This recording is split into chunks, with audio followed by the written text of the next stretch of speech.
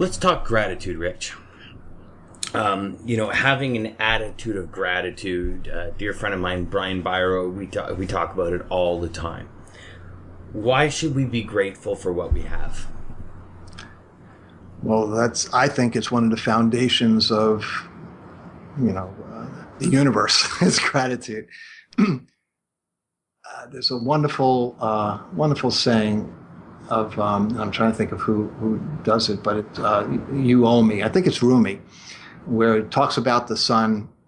The sun, it just always gives, doesn't ask for anything in return. Well, I want to be like that.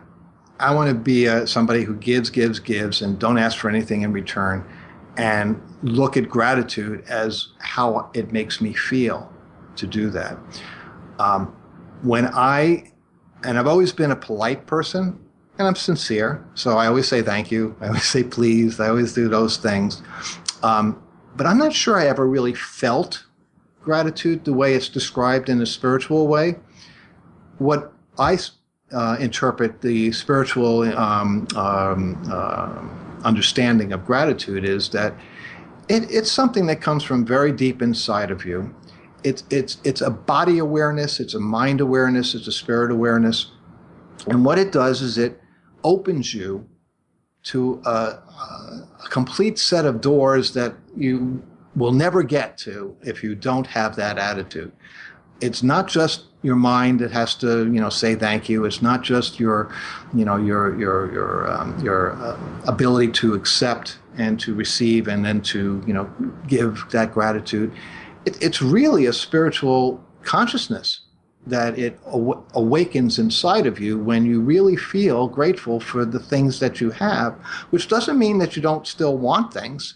I am very grateful for what I have. Doesn't mean I don't want something. I do want some things that I don't have. But I don't look at it as, by not having it, I'm missing something. I've got everything that I ever really wanted, and some things that I didn't think I wanted. When I got them, I certainly didn't think I wanted them. But when I look back in retrospect, they were exactly what I needed. I look at that as, I love there's a quote in the Bible. I'm not a big Bible person, but at the same time, there's some beautiful spiritual teachings in there.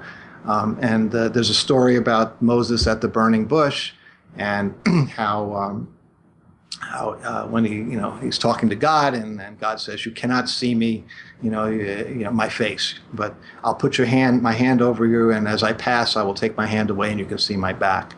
And I always took that to mean that you really can't know the future, but when you look back on what happened, you can start seeing the synchronicities, you can start seeing the coincidences, and I look at coincidence differently than I think we interpret it.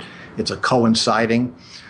You look at, what people, places, and situations were put in your path to where you are at this moment. And that's when you can say, I see. I see that actually happened. And so, yeah. So that's kind of where what my belief system is.